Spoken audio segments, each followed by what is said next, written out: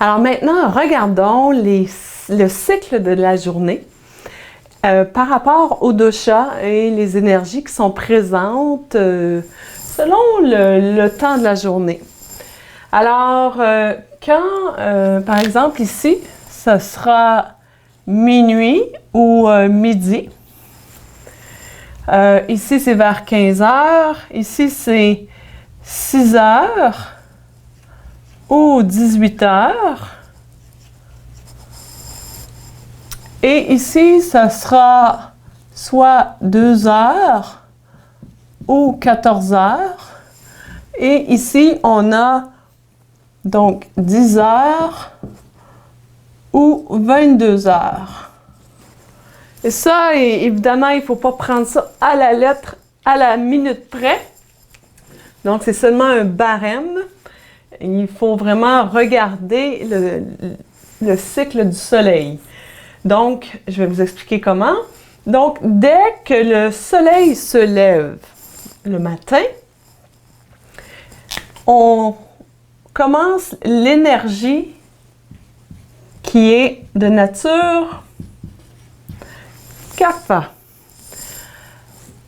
Jusque vers 10 heures le matin.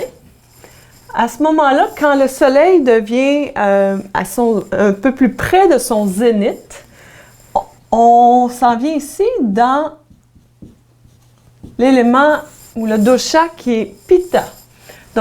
Donc entre 10 heures et 14 heures, c'est de nature plus pitta. Et à partir de environ 14 heures jusqu'à vers 18 heures, c'est de nature vata.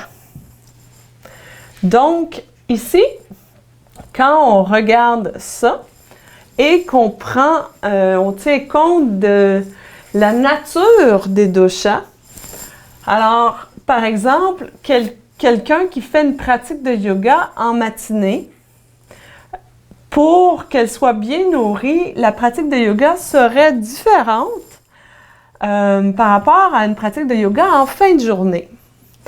Donc, en prenant compte de ces éléments-là, on va vraiment modifier nos activités quotidiennes, notre pratique de yoga, et on va être vraiment à l'écoute de ces énergies-là. Alors, par exemple, Pitta, une bonne capacité de concentration, on est à l'affût, le travail mental, on est allumé. Donc, l'énergie Pitta fait en sorte que on est beaucoup plus au niveau des sens. Les sens sont aiguisés. On est on, on est vraiment allumé, si on veut. Donc, c'est bon, par exemple, de faire des activités d'organisation. On va planifier nos choses, on va faire du calcul, on va faire des choses qu'on a besoin de beaucoup de concentration. Ensuite, le vata, c'est la créativité. Donc, créativité, communication aussi, beaucoup. On facilite la communication. Alors, c'est un bon moment de planifier, par exemple, les retours d'appels, retours de courriel. C'est excellent. Créativité, donc, au niveau, par exemple, de la pratique de yoga, on pourrait aussi jouer un petit peu avec ça et modifier la pratique pour faire appel un peu plus à la créativité, donc faire quelque chose d'un peu moins rigide. Et jusqu'au coucher du soleil. Donc, ça dépend du moment de l'année, évidemment. Au coucher du soleil, le kapha embarque ou au lever du soleil. Lui, il a besoin de bouger un peu plus. Et vous êtes sûrement consciente de ça déjà, que le soir, les pratiques, par exemple, de yoga qui sont dynamiques, c'est comme si on a plus d'énergie, on a plus d'endurance, on a comme l'énergie pour faire des pratiques qui demandent un peu plus d'effort. Et ça, c'est l'énergie du kapha. Donc, l'endurance, une bonne énergie au niveau physique. Quand il est bien équilibré, c'est bien de le nourrir avec quelque chose de dynamique. Il est présent, il est stable, mais on peut le faire bouger. Donc, voilà pour ce qui est de la pratique du yoga. Puis le soir, bien évidemment, ou le matin, évidemment, on va s'activer dès le lever du soleil quand le kapha est en déséquilibre. Donc, c'est bon de l'activer parce que si on dort plus tard que le lever du soleil, par exemple, une personne qui vit un déséquilibre kapha, qui dort jusqu'à 8 heures, 9 heures le matin, va accumuler beaucoup de cette énergie-là. Donc, c'est à ce moment-là, une fois, c'est pas grave. Mais si c'est de façon répétitive et sur une longue période, eh bien, le kapha va s'en aller en déséquilibre. Vraiment seulement avec une activité ou un style de vie qui ne nourrit pas nécessairement le dosha. Donc, ça, c'est au niveau de la journée.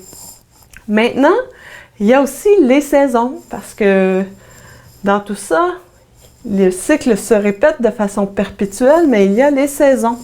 Alors, je vais prendre une autre couleur. Par exemple, je vais faire un rond.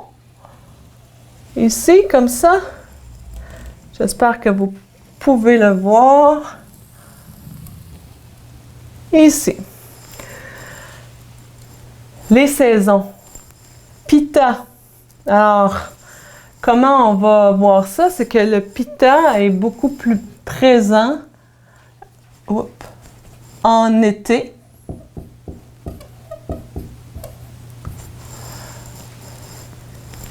Ensuite, le vata s'installe à l'automne.